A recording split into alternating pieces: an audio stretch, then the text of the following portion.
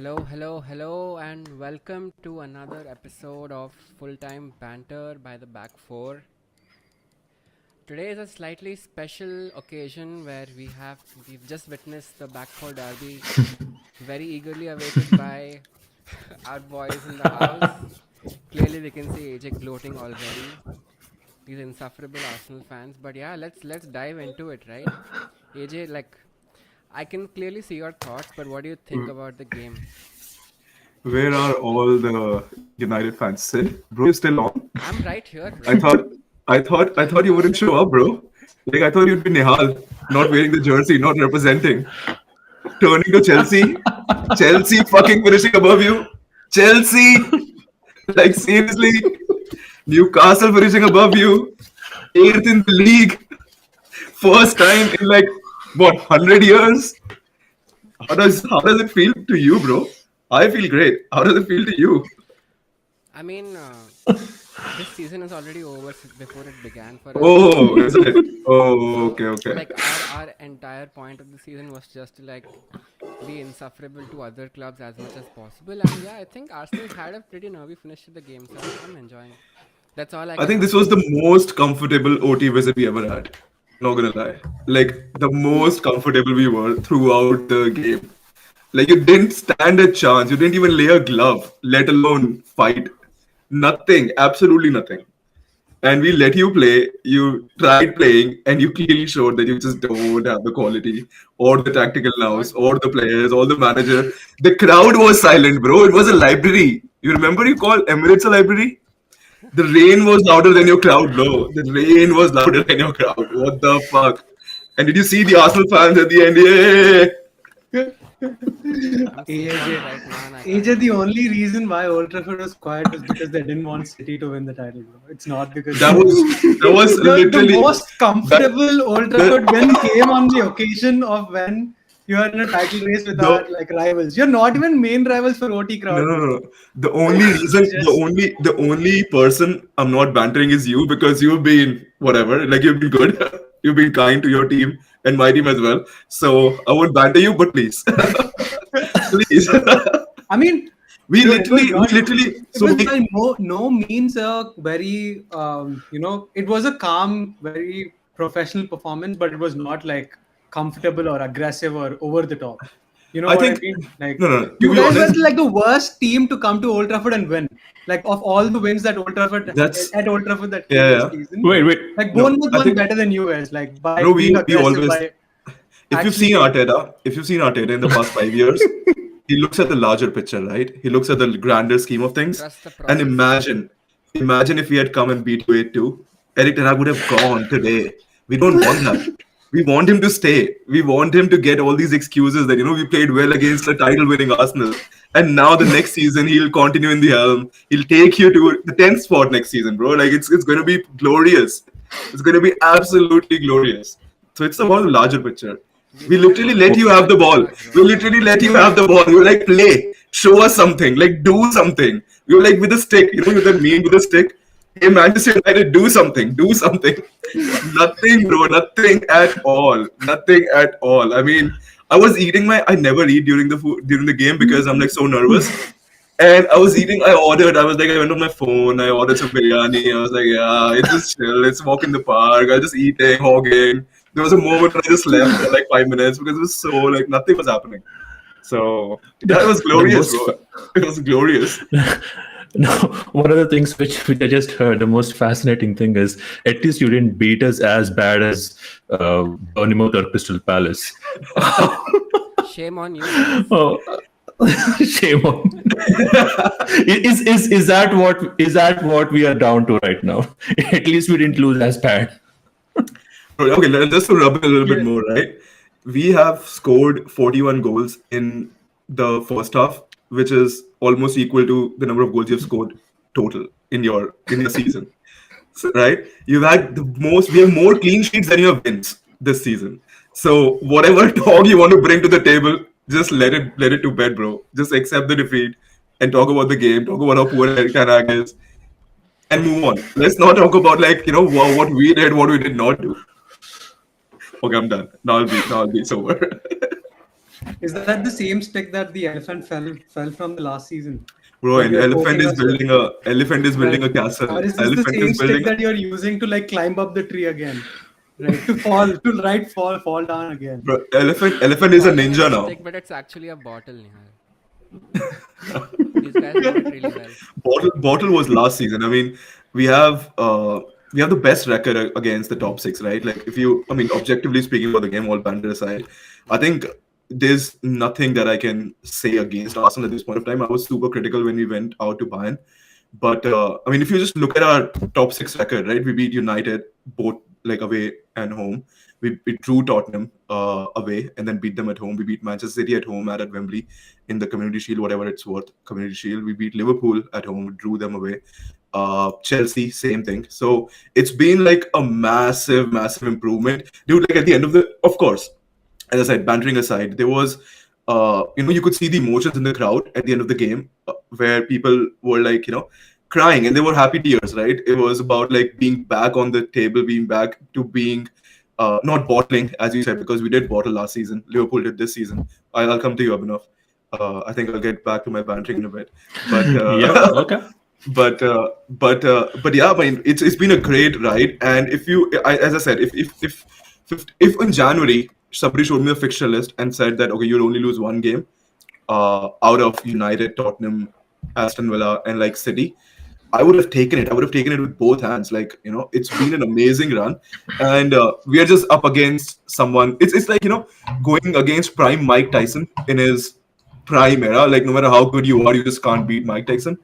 But we'll prove that wrong. We will beat them to the title. But you could have beaten Aston Villa. That's what I'm saying. Like we could have lost to United. We could have lost to all our bogey fixtures. Like we could have lost to Tottenham away. We could have lost to City away. We didn't. So that's what I'm saying. Like if in the run of 18 games, if somebody gave me that you lose one, I would happily take it. I mean, which team would not? City would take it at this point. I mean, there's an incredible team, so that's a separate thing. But wait, where are all the Liverpool fans at? Who was like after beating them, they were like, "Oh, you're still third. You're still Liverpool- third. You're still third. Are you still third? Right?" You're Liverpool fans. mathematically beast on to third, bro. Mathematically beast on to third. You fucking bottled a club farewell, 4 trophies, going out to no-name teams, losing to any team that came on Anfield, and you're fucking talking to us. No, Liverpool fans are happy. They are happy and they are content right now. Unlike Arsenal fans who are shitting through every match, we are happy and we have accepted it, right? We are at that stage. We've accepted mediocrity. I get it. No, we've accepted what we get, what we deserve. So insufferable right now. Just because you have won just like one game, not No, even gonna win the so league.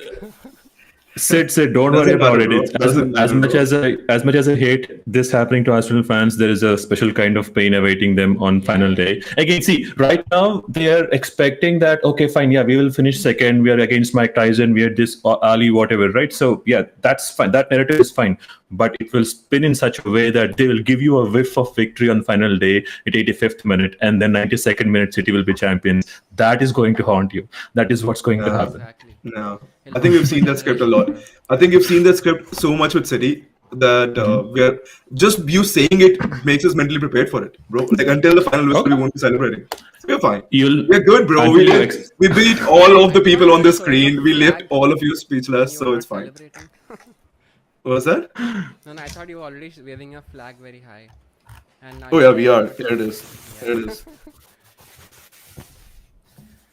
But Glory, Nihal, glory, Arsenal. Glory, glory, Arsenal.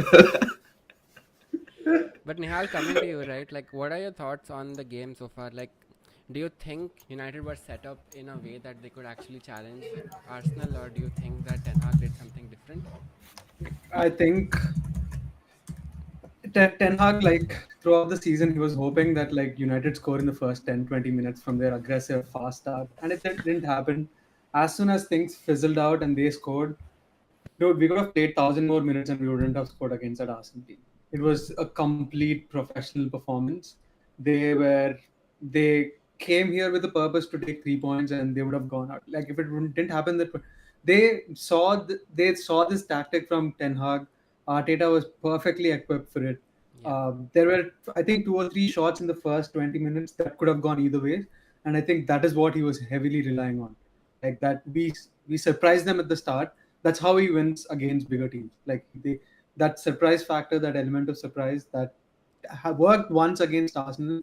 He's hoping that it'll work every time, which didn't happen. And if Arsenal didn't score in the 20th minute, they would have waited, and we could have at best come out of it with a draw, like how we did at Anfield.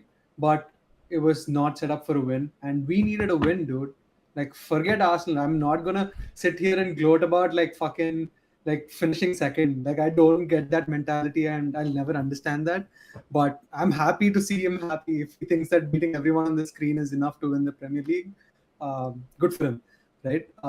But we needed a win. We needed to do something of our season. Like Chelsea and Newcastle, like, let's not look at other clubs and like worry about like where they are, and let's look at ourselves. It's been pathetic, and I've seen the script too many times with United as well. Like, it feels like we hit rock bottom, but we hit it multiple times. So now I'm just going to hope that like new ownership and like Ineos come and change something. And it's going to take a long time. We are 4 or 5 years away from like being relevant or back to competing. But I feel like the club is big enough that they won't let it like fail by itself. So let's see. But It's Eric not Ten rock Hag is bottom, not it's for an me. Is abyss. not my manager. I don't think I want to back Eric Ten Hag. We've seen this. It's not working out. We need a change, and it's weird as a United fan, like not supporting your manager who's in seat, but Yeah, it's just for the better of the club. for sure. I mean, United clearly didn't have, like, coming from that Palace game, like, you want a reaction from your side. And I think the game was still, like, started off slightly brightly by United, where they were keeping possession. Like, I think we had more possession throughout the game, like, for the first time in, like, I don't know how many games. So that seemed to be like a change in approach in terms of Ten Hag's thinking and approach to the game, but clearly it wasn't enough. We just don't have players who can match even for like possession by possession. Like if you look at Arsenal versus United, like player by player, every position is going to be picked. If we do that battle, it's going to be an Arsenal player, right, on across the pitch. So we lack the quality. We don't have anything to show for, and that's the result we are seeing. So yeah, makes sense. But like, what do you guys think of this like retired grandpa figure moving around our defense called Casemiro? Like, what has happened to him, man? Like, I think he has given up, man. I think if you saw the last game, I think Crystal Palace against, I think the way he was culpable for at least like goals, right? And this game as well.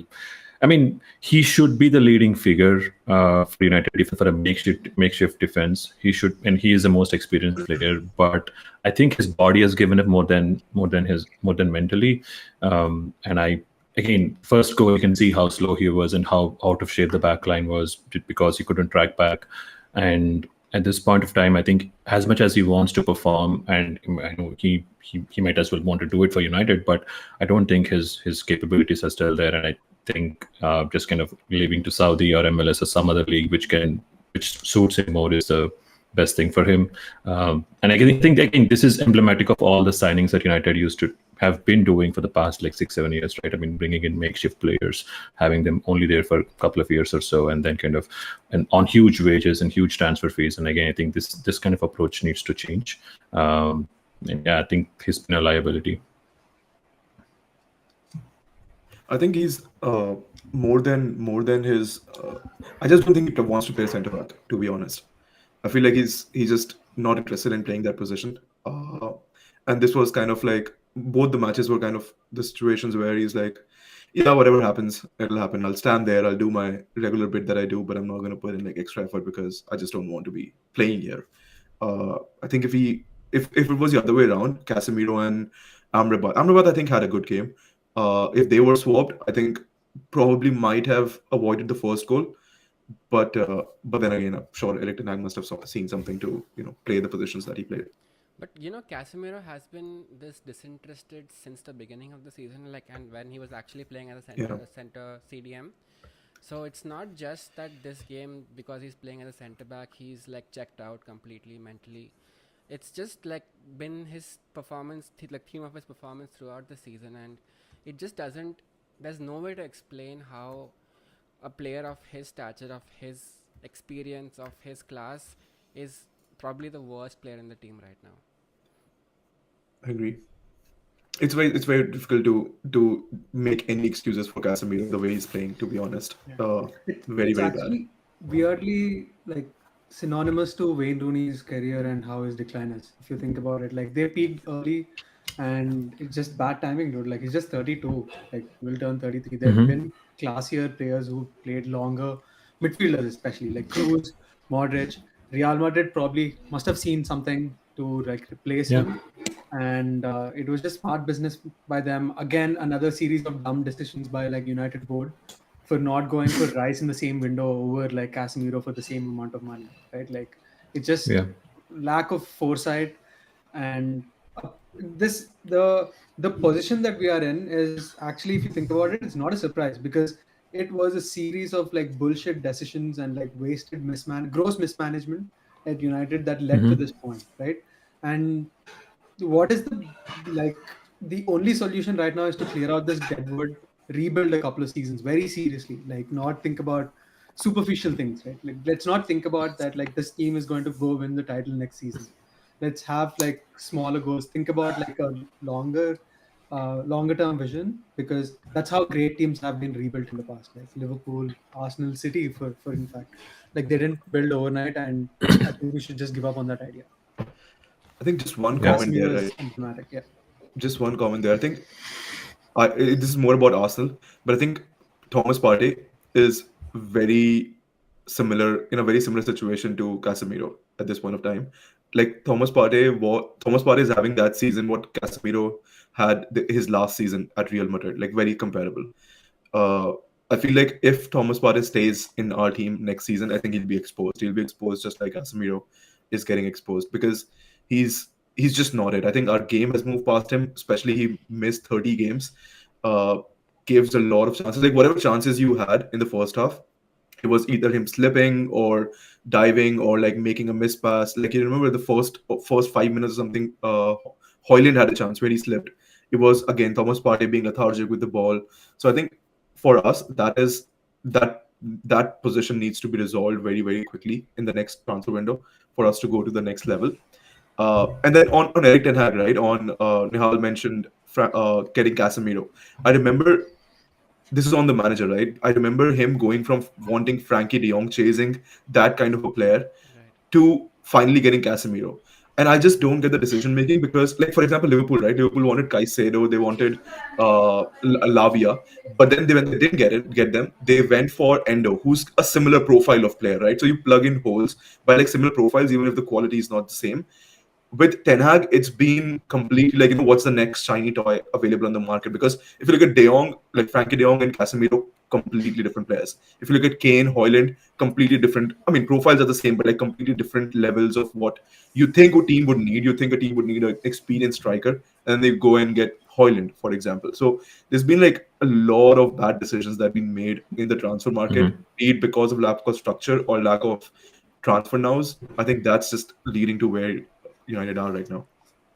Yeah, and I think if you want to plug in holes, right? I think the way we bought Endo, right? He's a stopgap, and he's not going to be a multi-million pound high wages player. So we bought him just for this season, while we can get someone else next season. And at that point of time, Klopp was not leaving. But I think if your first and second choice are not available, if you kind of have to buy some, if you're desperate in the transfer in the transfer market and transfer window, just buy someone who can just do the work for that season. Do not kind of spend more wages on him. Do not kind of get him for 70 million pounds or something, right? And I think that kind of mentality is not there at United, and it's always reactionary. And even if you look at Casemiro, right, I think the trio of Casemiro, Kroos, and Modric, though I think they were the fabled midfield who won them all those Champions Leagues and everything. Now Casemiro is not there, and look how even Kroos and Modric are, like the way they're performing. Right, I think he was. If you look back at it, I think he is the weakest link of those three, and it was real good business from Real to kind of send him, and get all that money and the wages off their of their market. Another example was Mount, right? I remember in the presser, in pre-con, like pre-match presser, Eric Ten Hag said that I'm very happy. Like he was asked, "Are you disappointed in getting Rice?" And he was like, "No, I'm very happy with Mount." So in his head, he basically got Mount instead of Rice, not Casemiro instead of Rice, which is again very baffling because two completely different profiles of players, right? And this resembles to Barcelona a little bit. Like Barcelona literally have the same kind of approach. They had Aubameyang who would do the job for them. They went on and they were like, we want Lewandowski, and they got Lewandowski, and now look where they are. So like two different leagues, different clubs, but like in very similar situations where there's not enough thought behind building the team up. But And like, it's a yeah, man. sorry, go It's ahead. completely okay for a manager to have only like two options, right? Like there has to be someone within that structure to tell them that, yo, the direction that like the Frankie De Jong example is perfect, right? Like because they're completely different profiles of players, like from Casemiro and Frankie De Jong. If you don't get Frankie De Jong, you don't go chasing the next available center midfielder, right? Like that's what they did, and you're spot on. I think remember the phase where like Barca spent 200 million money, like stupid money on like stupid players, like and made Liverpool rich and gave Liverpool a Champions League by bankrolling Allison and Van Dijk, right? So. Uh, but for me, the optimistic point is that I feel like Ineos sees this. They're calling it out. They're calling out like Jim Ratcliffe didn't have to like make that public that our IT department was not sanitary, right? Obviously, it came from within the sources. He's actually emphasizing how shitty our club is and how poorly it's managed. Like an elite sporting organization should not manage like this. And I think that is his play to like actually buy more stake and be more involved in the club. I'm optimistic, dude. I feel like finally, think we have owners who are invested in the club emotionally, mentally, not just physically. So, and a club of this size will not crumble, and we will be back. And when I'll be here celebrating AJ, I won't celebrate that we beat three people on the screen. We'll be celebrating the title. Yeah, for sure. You celebrate whatever you want to celebrate. I'll celebrate whatever I want to celebrate. So there's no celebration policing here. Do whatever you want, bro. But coming back to what you said, Nihal, right? Like, we need to be very, very smart with how we move in the next window. Like, we have like all our bad decisions financially are coming to bite us right now, and when we actually need to rebuild, we have to get a lot of these players off the books, including Casemiro, and that is where like the challenge lies, right? So, how much do you think even Casemiro will go for in this market? Like, given how he's been playing so far, like, is Saudi like his most likely destination? Honest. If I'm being honest, if we cover all of his wages, I think I'll take it, dude. Like I don't think Saudis are also that stupid to just come and like splurge 60 million to get Casemiro. He's had humiliation on an international scale on the Premier League in the last. This entire season was not a good look on him, right? Like so, even if they come in, I think they'll just play ball with United, and they have all of the negotiating leverage, right? Yeah. If Saudi is actually spending 70 million to buy Casemiro, we need to look into like where that money is coming from, bro. Like this is serious. Someone need to step in and see what the fuck is happening, because that is just like big red flag. So we should just take the L, bro. Like remember what Arsenal did: rip the contracts and take the L and like send them out. I think that's what we need to do. Just I take the think, beat. to be honest, I feel like Saudi money is drying up. I mean, drying up as in like not drying up, but like they'll be more prudent now that the league is settled. They are on the Yeah. stage. Big players are already there. I don't think Saudi money is as freely available as it was Yeah. last season or a couple Last of season. seasons ago. Uh, yeah, and Actually, I want to spin this question and ask, like, where would Salah be? Like, do you think Liverpool will move on from Salah? At this point, it doesn't look likely. I think Salah wants. I mean, it can go both ways, right? On one hand, he definitely would want to have one more good payday, or and just kind of move on. And because I think he has achieved everything he wants to achieve, and he's the biggest proponent of his club. In spite of the recent spats and everything, Klopp, and he's leaving as well. I think this is a good inflection point for anyone who wants to leave Liverpool. Salah, I think, may want to, given everything, given the all the turmoil that's kind of going on right now. But the thing is, he's at the likes of Ronaldo, or because he has that capability which he can take it forward for at least a couple of years. I mean, he hasn't peaked yet. I mean, he still has like this 3-4 years of where he can he can prove at the highest level, right? So, and for him, if he leaves Liverpool, the only option available right now is Saudi. I don't think he can probably go to a better club. I mean, I don't think he's going to go anywhere in Premier League. His options are limited. So at this point, I think it's better for him to stay at Liverpool, but Well, I don't exactly know. I totally see PSG for him. He can still do well in the League One. They could make a move for him if he wants to actually go away, right? I don't know. I don't think he's drying up for options. To your point, he's still wanted. Whether I think personally he'd want to be at La Liga, preferably if he's ever leaving Liverpool. But yeah, I don't know. And also, FSG is a club which will accept bids. Right? It's not like if Yeah, a yeah. 70 million, 60 million bid comes for him, they'll be tempted because there's one more season on his contract. So Yeah, I pers- right now Salah is not untouchable. Right now I think because Salah leaving will give us a huge transfer kitty and also kind of free up a chunk of the wages, right? So I think right now Salah is not in the position where he was 2 years ago when he offered him a new contract.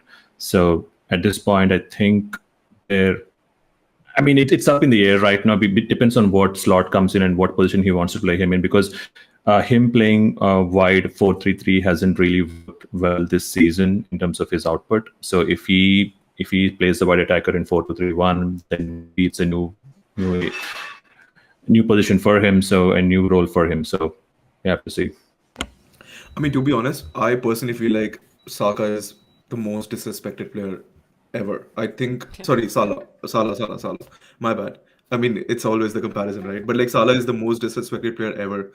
Uh, if you look at the normal punditry that goes on, right? Like people are coming on and be like, I don't like him as a player or like what he stands for and stuff like that because of what he said about the political situation in the Middle East and stuff. Uh, I don't think he's given the props, and I personally don't think he is the reason for Liverpool to go down this season. I think he's been fine. He's been absolutely fine, and I get the frustration of why. There are occasional spats between people and managers and players, and that's fine. And it's kind of like resolved now. I think Liverpool would do, in my opinion, very well by just sticking to Salah for another season, just because of the continuity sakes, and also they don't want to like fall off massively with the new manager.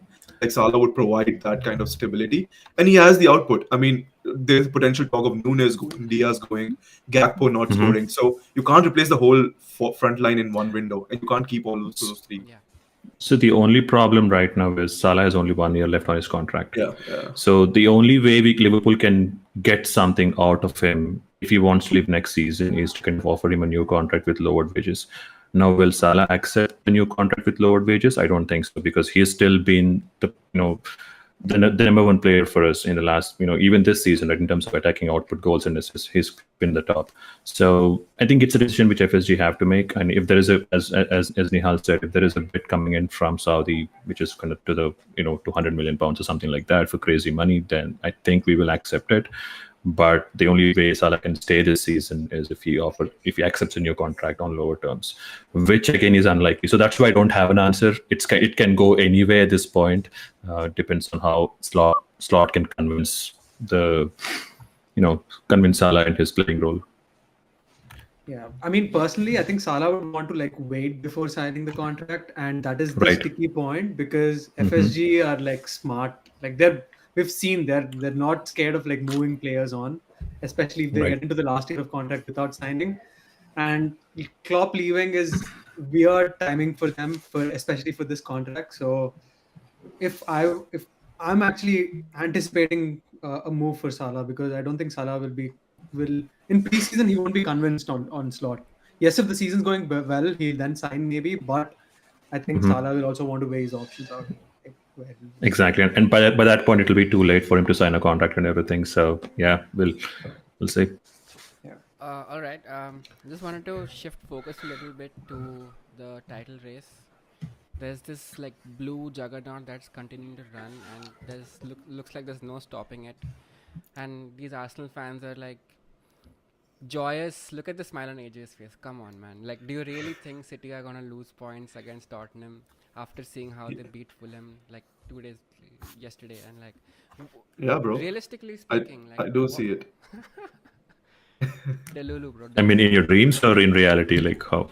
I mean, statistically, they haven't scored a single goal at Tottenham Stadium in the Premier League. So, I mean, it is what it is. I mean, Records are meant to be statistically, broken, bro.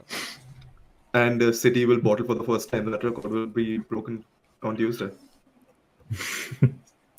No, I think I agree with you, Ajay, on that because I think we've talked about this, right? Like the biggest drawback for teams like Liverpool and Arsenal while in the title race is that they have a lot of historic rivals. You know what I'm saying?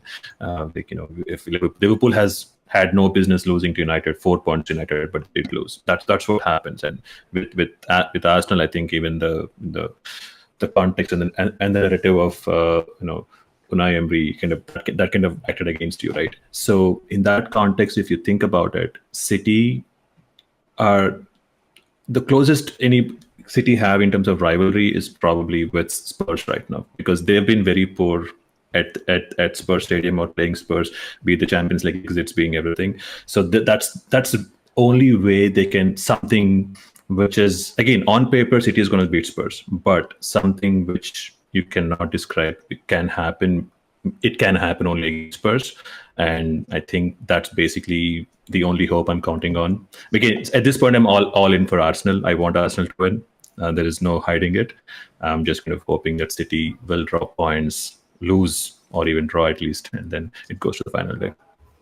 Also, I think a lot depends on you, bro. Like, you need to beat Yeah. Villa tomorrow. Exactly. Yeah, we will. I think. See, Liverpool without pressure are a different beast at this point. So you saw how we played against Spurs, right? And I think that's a similar thing. And I think Villa right now, they've kind of given up after exiting from the Conference League. So yeah, I mean, Villa do have a lot to play for in terms of Champions League, but given their mentality and given the state they are in right now, I think it should be, and given the quality of the squad and all that, should be a easy or gettable win for Liverpool. So yes, we will do you that favor, which will give that glimmer of hope for Spurs. And if they have it, at least they can draw. I think so. You know what? I think you're absolutely right in terms of Villa. I don't see them winning again this season. I just don't, because I remember us having, when we finished fifth, and everything was in our hands, and we went and lost to we went and lost to Newcastle first, and then we went and lost to Spurs. It's just very difficult to come out of a slump at this point of time, especially when you're beaten in the semi-final in a European competition, both legs. So yeah, I don't see them. So Spurs do have a golden chance, but then again, it's we'll see. You think Spurs are not motivated already to like beat City and end their season on a high, or do you think that Villa game will actually make a difference in their thinking and mentality? Like, I think like any football team will want to play their best football in every Bro, I game, no think matter what. I'm sorry to cut you out, but if Villa win tomorrow, I don't think Spurs will turn up, Oh, because yeah. they're Yeah, locked in for exactly. fifth, right? Like, they're locked in for fifth. They would not want to do any favors to anyone. Yeah. The only thing that is motivating players, management, team, like forget fans, is probably fourth and fifth is a huge difference.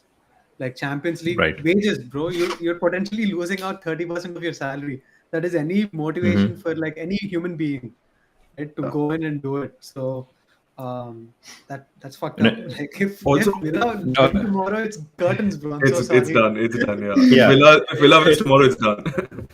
Exactly. If Villa gets even 1 point, I think. Wait, right now, No, 1 all point is Villa fine. needs from the last 1 point is fine. Yeah, So 1 Villa point is on is fine. 67, and then if they get 68, They need a win.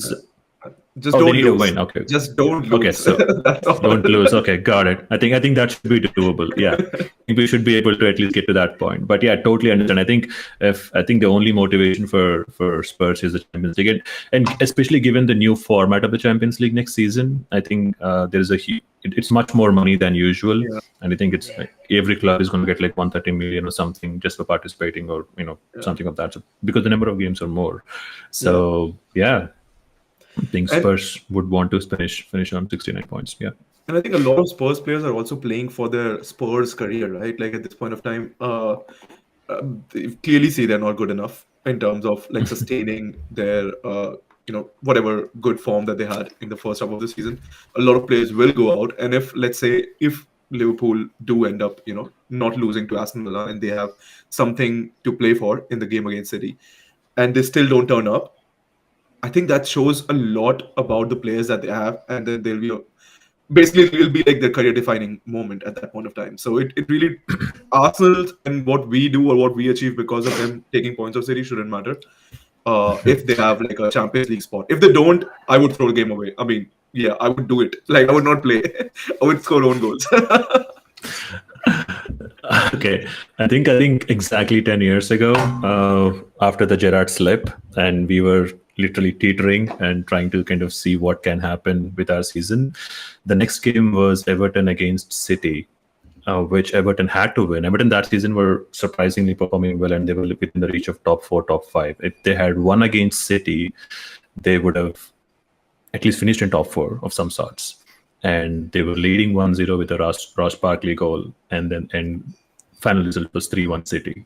So again, you don't know what can happen. All I'm saying is, sometimes you would want things to happen just because, okay, they are playing for Champions League, they want this to happen, they want to play for the careers and everything, but sometimes the quality just shows up, and it just kind of can be curtains. But the only concerning part for me, apart from the historical the rivalry which Spurs has with City, is they've been so bad the last 4 or 5 games. It's been so bad. At least if they had won a couple of games here and there, or at least played well, or at least even in those defeats, if they were better, I would have been okay, fine. Yeah, there is a good chance, 50% chance that Spurs can get something out of City, but they've been very bad.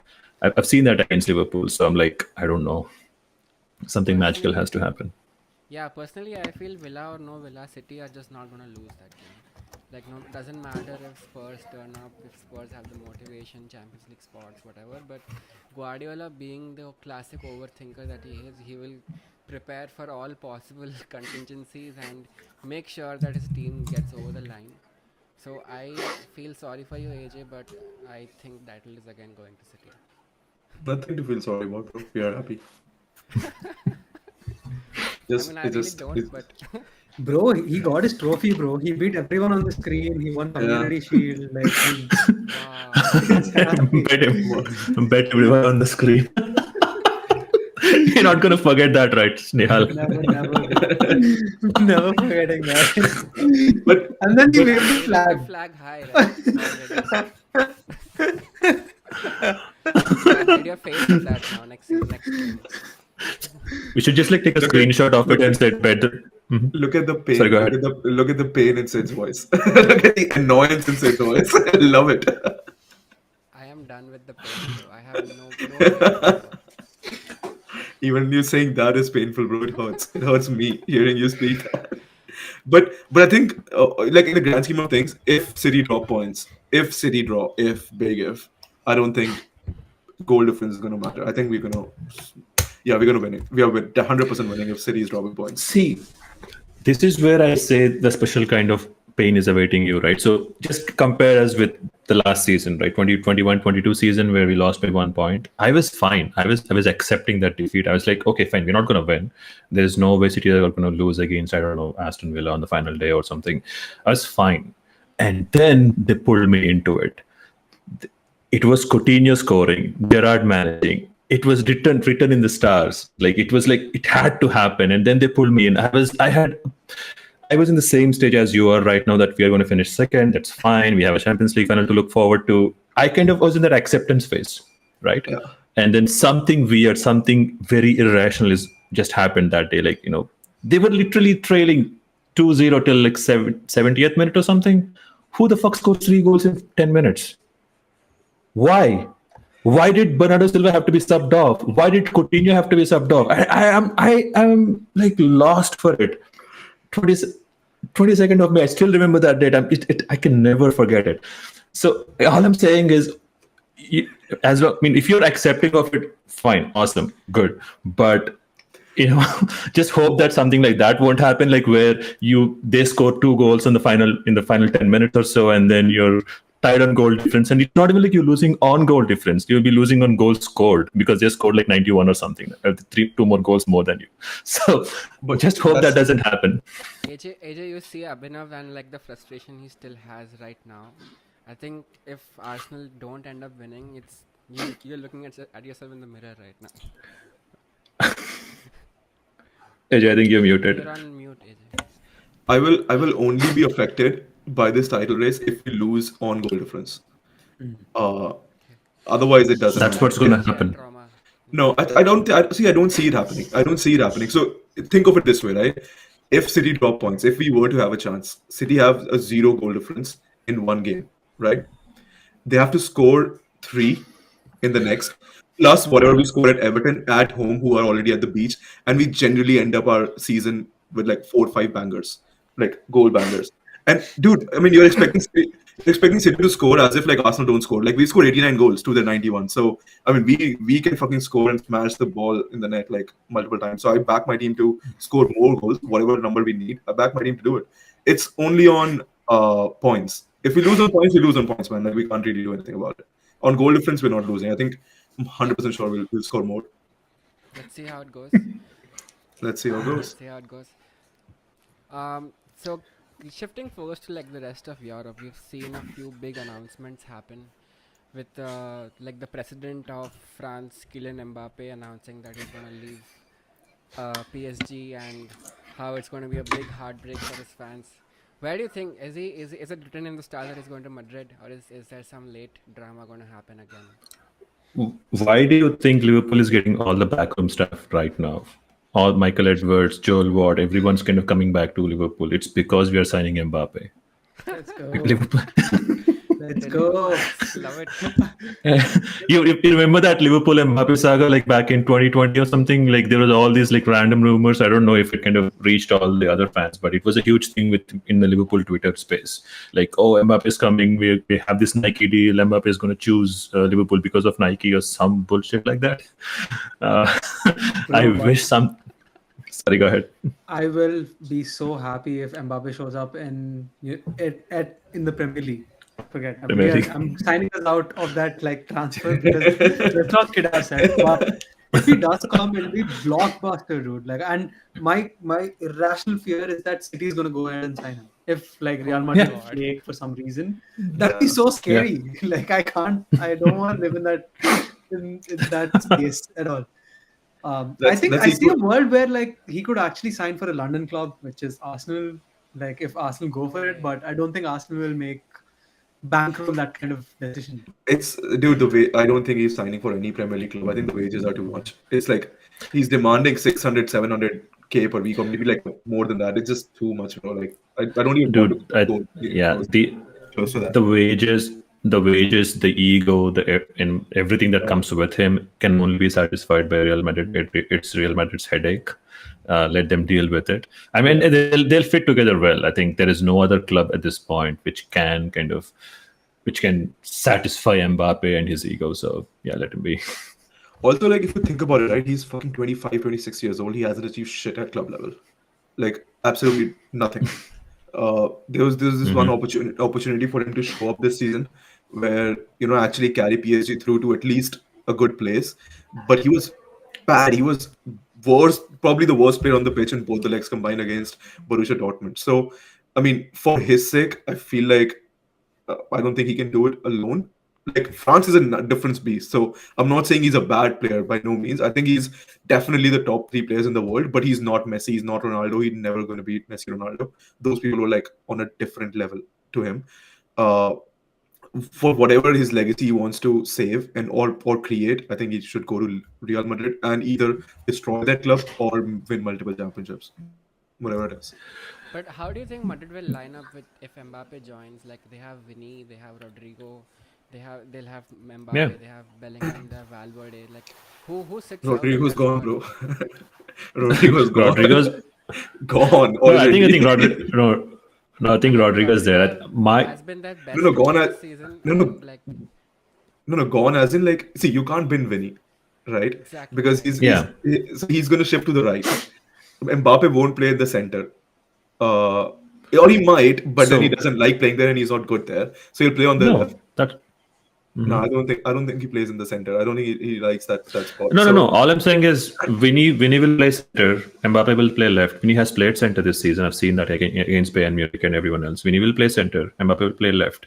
Rodrigo will play on the right, and Bellingham will be playing just off the front line as, I don't know, 10 or a hybrid 8 or something. And that's basically it. That's their lineup. And yeah, I I don't. think the new guy they're signing, I think who's the number 9, who the kid they're signing from Brazil. Oh, Hendrik.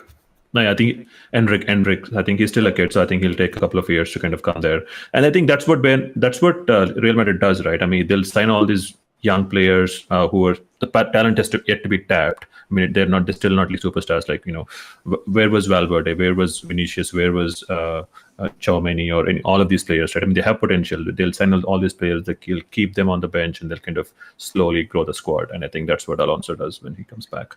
So yeah, I think it no one's going to object to Mbappe playing on the left. So I think that's his preferred position, and that's what's going to happen. Also, I think the key is Ancelotti. I think that dude just manages people like, I don't know what skill he has, because he's definitely not a systems manager. He's more of like a player manager, and one of the best managers in the world, 100%. Like, along with Guardiola, if anybody can stand on the same pedestal, it's Ancelotti for me. Uh, so I think him being there next season is the key to make Real Madrid tick next season. And because he's there, I'm confident that they'll find a way. There will be casualties. I am 100% sure there's going to be a couple of big players available for a smaller clubs to snag off, like maybe Rodrigo, maybe like there's a midfielder available here and there. Which point one of us, like maybe Liverpool or Arsenal or maybe Chelsea, can like just get off of them. But I think Real Madrid will be fine. Talking about Madrid, right? Like, we just saw Madrid qualify for the finals, like beating Bayern. Like, that was a crazy game, right? Like, at Bernabeu, and then like what a finish to that game. Like, how do you like? It's just typical Madrid being Madrid in the Champions League, their DNA, and then like Bayern throwing, not necessarily throwing away, but like, what do you think? I Like, need to give me a second. I'll be back. yeah, yeah, Yeah, but dude, I'll say one thing. The entire game, the Bayern's 38-year-old legend goalkeeper was so good. Like, so good. I went back and saw the highlights, and it was this highlight reel, dude. Like, and how cruel it is that like he had to make that fucking mistake for the opening to come, right? Like, it's just yeah. sometimes you don't think that like there is too much luck in a professional sport like football, but these kind of incidents when they happen. Oh fuck. Oh my God. You're Represent, literally bracing. I know, but you're literally represent. bracing yourself for. Yeah. Whatever it is, bro. No, but We how signed the about deal this? with the pain. I'm gonna start a GoFundMe page where we create a half Arsenal, half like Dortmund jersey for our beloved Yeah. Animesh. Definitely, please, thank you. I would love that. Yeah. No, the thing is, Abhinav, do you see where this is going? This guy just likes pain. Yeah. Like with the Yeah, Arsenal. exactly. With That's what I'm saying. That's what I'm saying. I think he is basically. I'll tell you. I mean, okay. I think I talked briefly about the 21-22 season. 21 season when we lost the Premier League that day. I think one of my very close friends. He was having a. I mean, he's a Liverpool fan. He was also watching the match while his wife was kind of giving birth to his son. It was happening right then and then that happened. So it was painful for him on Champions League. Sorry, on the Premier League, May 22nd, May 28th was my birthday when we lost the Champions League final on my birthday. And it was painful in a lot of ways. And I think, AJ, you're basically bracing yourself for all that kind of pain with Borussia Dortmund and Arsenal right now. I don't know what to tell you, man. I think it's not going to happen. The thing is, we are in a season where Bayern Leverkusen are going unbeaten. They probably can win 3 titles, more than they have won in their history. Arsenal are challenging City to the T. We haven't bottled, right? We haven't bottled. There's this no-name club who's in the final of DAV Pokal. I don't even know what the name of the club. I made a reel on it, but like I have no idea what the club's called again. FCK, something FCK, like some second division. Real Madrid are winning. Like they are basically Barcelona flopped and Girona having a season that they're having. So it's a season of new things. It's a dawn of new era in like the footballing landscape, and it'll be a passing of the cards. I think Royce needs a title and he will get one this season. So whatever your agendas are, keep it to yourself. Be loud about it, but it'll be you guys crying at the end of it, not me.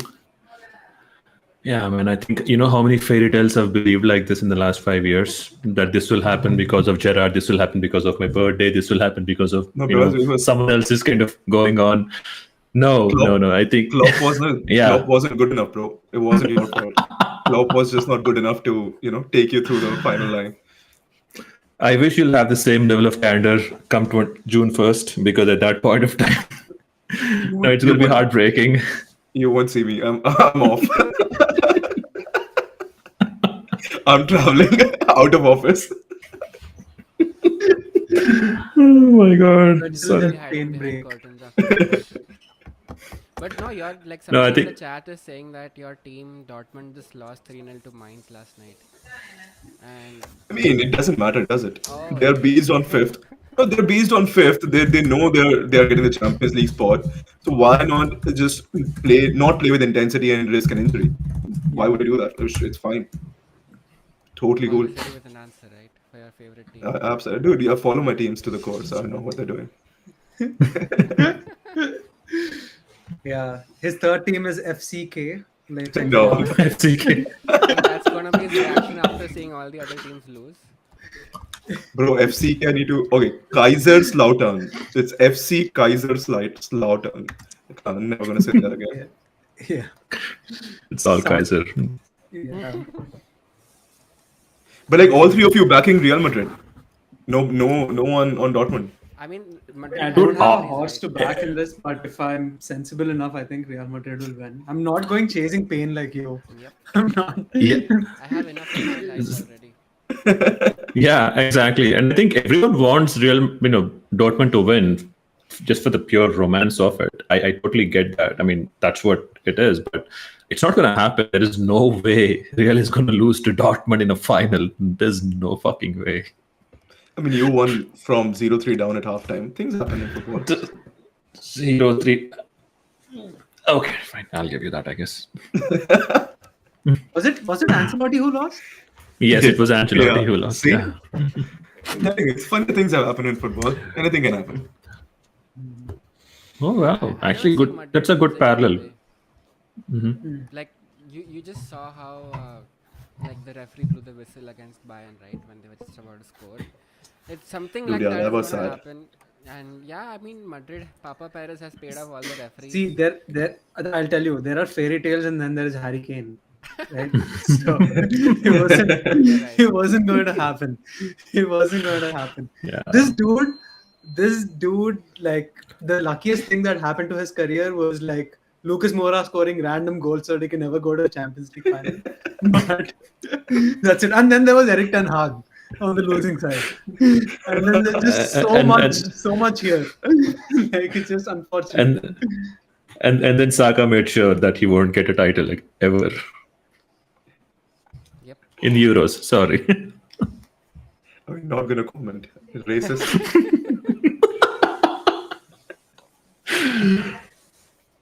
There were two United players who had their part to play too. Dude, there are no hopes on it. There are no hopes on them. United let it go. It's not gonna happen. But Saka, I thought at least. Bro, but like penalties in a final, like I mean everybody missed. 3 of them missed, so yeah, whatever. At least my boy had the balls to take the 5th penalty. I'll give him that. And miss. Yep. This guy. Okay, that was. Oh my god. Wow. It's like sometimes it's too silver lining, bro. Yeah, I know. You live with that silver medal and silver lining, bro, in your life. Bro, we have suffered through so much that we've been an expert on finding silver linings now. No matter how small it is, we do find it. either Arsenal fans. I mean, from my experience with the group, either you're suicidal or there are silver linings. That's it. There is no in between. There's no realism. Like there is nothing where okay, fine. This is the first season in Champions League. Let's just kind of live with it. Okay, fine. We've done good. No, that is not. Either you're like half the time suicidal, or this is the end of the world. We are suckers. We are bottlers. We Or are. there is this. I think Arsenal fans should start writing like motivational quote books. Like they'll do really well and like at least win somewhere in life. Dude, like No, it's bro, a weird cult where think they it's- only promote like dark things or like happy mediums. Next week, we'll talk next week about winning things. Yeah. So just one thing about that, talking about these dark things, that referee mistake in the Real Madrid Bayern Munich game. I don't know how someone can do that at this level of football, man. I think, and apparently that set of referees are three people who are the officials that day. Apparently, they are the ones who are really good in all of official. I mean, they've officiated the World Cup final. I think all of these high-profile matches, and how can they do that at that stage of the game? It just kind of baffles me. I mean, I was really trying to play the devil's advocate and think about like what could have happened. The only rationale that I can give out is that the game went too much beyond the added time, and they were in a pressure to like conclude it. I think. I mean, what else could there be? Like, I just absolutely have no idea because um, the reason that's what I was reading, dude. They had the best officiating record this season in the Champions League and of Europe, right? Like the referee trio, and even post game, no one complained too much. Like there was only Tuchel and this guy coming out and like crying about it in the presser. It just feels it's the strangest thing that happened because like UCL semi-final, that kind of mistake should be more glorified and like talked about, but it just feels like it faded away. Don't you guys get that feeling that like somewhere it was like rigged in a sense? No, I think the reason why it's, I mean, yeah, Tuchel complained, and I think one of Kimmich also complained, I guess. But the reason why it's not as adverse is because it's not like a penalty which was not given. Because if there was a penalty which they fucked up and they didn't give it, there's a good chance, there's a 75% chance the team's going to score, right? But this was, even if the flag was not raised, and even if the play was continued to go on, there was no sure shot way of telling or saying that Bayern Munich would have scored from that play. And I think that is basically where people are kind of coming to terms with it in a way. Like, mistakes happen. It did happen, but there is no way we can say for sure that kind of we deserve or we would have scored from this. I mean, yeah, it kind of got halfway between. Also, I think it's a classic case of an argument against VAR, wherein like people take it as a human error and they're like, okay, humans make mistakes and move on. But if it had gone to VAR, for example, it got involved and then it wasn't given, then people would be a lot more furious. I mean, like, you have the technology and you're still not using it properly. So maybe the old way of doing things was the right way of doing things, and we messed up with VAR. Or maybe not, because there was this Real Madrid goal that got chalked off, the second goal. Yeah. With VAR, it was given. So, kind of Yeah. like both sides to the argument there. This is pure human error. I mean, on-field error, basically. I think, again, the only thing bad about VR is the implementation or the interpretation of it. It's a tool. You have to use it properly. If you're not efficient enough, if you're not, there, then there's no point. But we are in the world of VAR. Like, should the referee had like? I mean, referees are told to like wait until Exactly. This is just like you can give that decision later. Like after the play was. That's what I really think it was rigged, dude. Like I can't rational against this decision. That is the answer, bro. It is spot on. That was pure corruption. The referee even went on and apologized to Delict after the match, saying that I made a mistake. Like, I have never seen a referee apologize straight up to a player after like something like that before in my life. And I kind of appreciate that in a way, because the Premier League fucks, they don't even say anything. They nothing. They just kind of go back and say, okay, and then they'll, if someone speaks out, and PGMOL will come back and sanction them or something. At least these guys had the balls to acknowledge, okay, I could have done better, I should have done better. Yeah, it's a mistake. People are hurt about it, but yeah, a lot of mistakes have happened in football, right? But it's a matter of accountability, and the lack of accountability is what is kind of fucking up PGMOL and the way the refereeing has been in England. At least if you know that you've done a mistake, you'll kind of try to accept it and then move on and correct it. FA Premier League is fucked. Yeah, they come out a month later with like how we're on a glorified platform and be like, okay, yeah, we made this mistake, trying to do better, blah blah bobhead. But like, and for some reason, it only happens in Premier League. Like I've never heard, or I've never probably it hasn't been glorified or like brought to attention enough of similar incidents happening in other leagues. It just does not happen. One happened with Real Madrid again, money coming into play, but but it was against them, right? Remember, it was against them. It's not a mistake then, right? If money is No, it was against them though. It was against them where Bellingham's goal was disallowed. Yeah. In when referee blew while ball was in the air, something like that happened. So apart from that decision, I don't remember anybody, calling out German referees or like Spanish referees or Italian referees. It's just the English referees who are not good at it or just don't want to be good at it. It's yeah, they're just pathetic. Right. So, just to quickly wrap now, what are your I'm not gonna ask AJ, but what are your final predictions on the game? Like, is it going to be Madrid winning through and through? I think so. I think Yeah. it's going to be 2-0 Madrid. 2-0 Madrid. Yeah. Okay. Yeah, I think it's going to be 3-1 or 2-0 Madrid. They're too strong for them. Dortmund, like they're fifth in the league, and as someone pointed out in the chat, I think they've lost the last match as well. They've not been consistent. And to be very honest, if you look at the PSG game, how many times did PSG hit the woodwork? 6 times, 7 times, and all that. So yeah, exactly. And I think something on the level of Istanbul, Liverpool 3-0, Liverpool trailing 3-0, and then coming back. Something on that scale has to happen for Dortmund to win, and that's the romanticism everyone's kind of counting on. But I'm telling you, football, there's no romance in football. If there was one, we would have won a lot more. So I will not. Heartbreak, bro. Look at the heartbreak on this man. It was romantic for other fans. Like, world does not revolve around you, Abhinav. Like, it has to be romantic.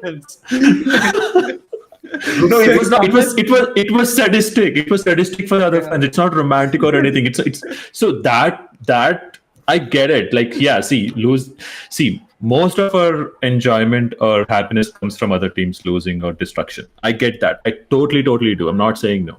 And that's what I derive from from United losing to Chelsea after 96, 97 minute, right? That's exactly is it. I get it. But for it to happen repeatedly on that level, on that scale, with all the context and everything, okay, let's not talk about Liverpool, right? This one, I really want Dortmund to win. I really want them to win. And I think Klopp will attend the match or something. I read a report somewhere, so I think it will be at least a good end of the season for him. We were not able to give him a good season, so at least good for him to kind of sign off on that note in Wembley, I guess, in England. So, but I don't see it happening. 2-1, 3-1 Real Madrid. AJ, where's your optimism now?